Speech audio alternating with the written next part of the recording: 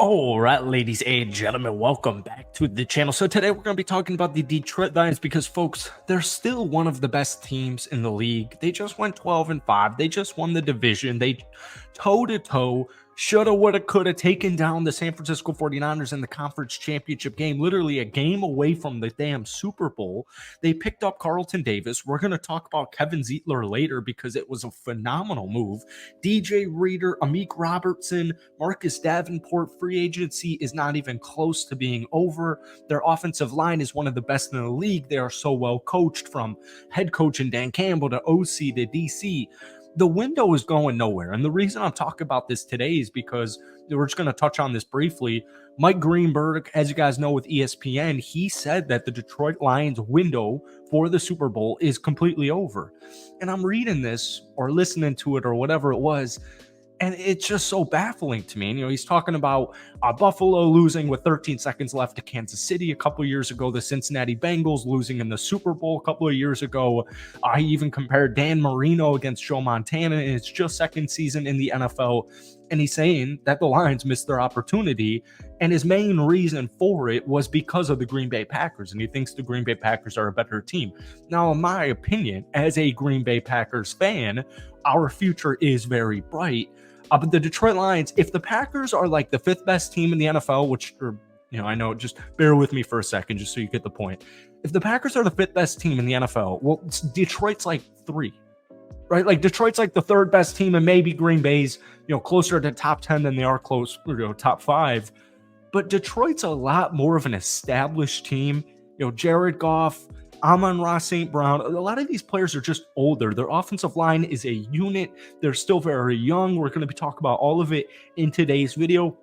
But before we do, if you guys enjoy it, be sure to hit that like button, hit that sub button for daily NFL content. Lions fans, love you guys as always. If we could get this video to 500 likes, that would mean the absolute world to me. So Detroit's made a couple of moves, right? We talked about Carlton Davis. I want to touch on Kevin Zeitler really quickly because, just looking even at PFF's 2023 blocking ranks for the Lions' projected offensive line next season, Detroit did lose Pro Bowl guard Jonah Jackson, right? So it was like, all right, how are they going to fill that hole? Most likely a veteran type of free agent, and that's exactly what they did. So you got Taylor Decker, the 9th best offensive tackle, Graham Glasgow, the 8th best guard, Frank Ragnow, the number 1 center. You got Penei Sewell, who's by far the number 1 offensive tackle, and then you got Kevin Zeitler, who was the 15th rated guard. Now, in just PFF's overall offensive lineman rankings, you got 2 players in the top 3. And Kevin Zeitler is a guy who got injured at the end of last season, but he finished with a 93.8 pass block win rate, which was 10th among all guards. He allowed only 6 sacks. He also had a 61.8 run block win rate, which was 25th amongst guards. He's known for his durability. He's played over 12,000 NFL snaps. That is the most by an offensive lineman since he entered the league back in 2012. And he's participated in 91.9% of his team's offensive snaps in his career. He's an edgy, gritty player. He fits into Detroit's culture perfectly. He fits into their, even just offensive line scheme perfectly.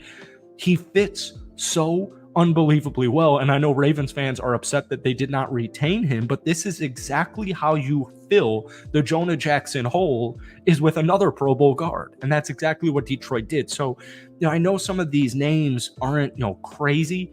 DJ Reader's a guy who, 9.5 sacks. Like, the stats aren't overwhelming, but these are players who make big-ass impacts. Carlton Davis, in my opinion, one of the big issues, obviously with Detroit last season was their secondary in general. I still think, for what it's worth, that they're going to go after either Quandre Diggs. I actually assume at this point Quandre Diggs will probably be a Lion by the end of the week. I also would look into Eddie Jackson, who was with the Chicago Bears the last couple of seasons, familiar with the NFC North. I think the Detroit Lions are certainly going to sign one of those 2 safeties, but they're still going to, I assume, bring in some type of veteran safety to help out Melifonwu and Kirby Joseph. But the big issue, the big flaw was the secondary. And when we look at the cornerback room, you had Emmanuel Mosley, who played like 3 freaking snaps. You had Cam Sutton, who was kind of always a cornerback number 2, thrown into a QB or a CB1 role, and you're going up against Justin Jefferson twice a year. You're going up against CeeDee Lamb. You're going up against superstar wide receivers, and he just had the worst statistical season of his career. So you bring in Carlton Davis, a proven veteran in the prime of his NFL career from the Tampa Bay Buccaneers, and in my opinion, he's one of the more underrated, undercover defensive backs in the National Football League. They also picked up a gritty, physical, small. Yes, he's a little bit small, but it's okay. Amik Robertson. I told you guys on our last video, I covered the Las Vegas Raiders for the last 3 seasons here. Amik Robertson can play, and the only reason he's not with Las Vegas next season is because of Jack Jones that they acquired last year, and the money just didn't make all that much sense. So the cornerback room, I know you lost CJ Gardner-Johnson, but with Carlton Davis as cornerback 1, Cam Sutton as cornerback 2, they're still going to address it, I would assume, in the draft, but free agency is still in play here. The secondary, in my opinion, is very much more improved. We're going to pair up DJ Reader with Aleem McNeil, Aiden Hutchinson. I still like the pickup of Marcus Davenport because I think he's a perfect kind of plug-and-play specialty player because of his injury concerns. We go back like 3 seasons ago. He only played in 11 games, but he had like 9.5 sacks. The dude's going to hit the quarterback, and he's going to get to the QB as long as he stays on the field.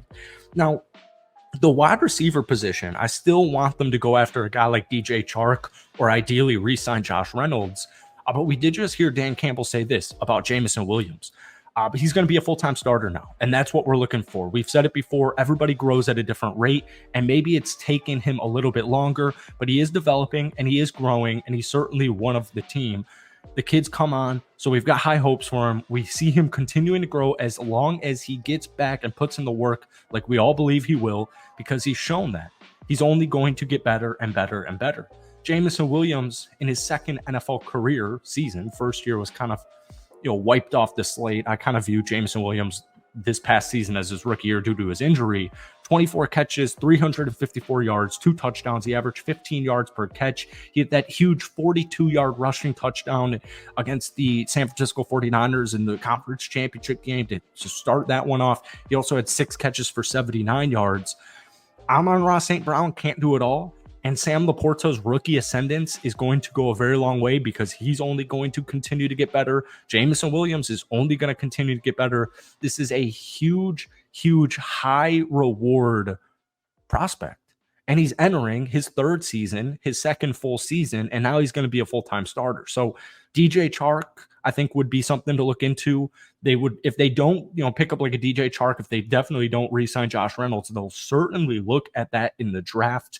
And the point is this, Detroit's window it's nowhere close to being gone. It's just not even close. All right. So saw that article, thought it was a little far-fetched, even as a Green Bay Packers fan. But that's it for me. Hit that like button, hit that sub button. But most importantly, guys, let me know your thoughts on Detroit Lions free agency through about 10 days or so. Thank you for watching. Have a great rest of your day.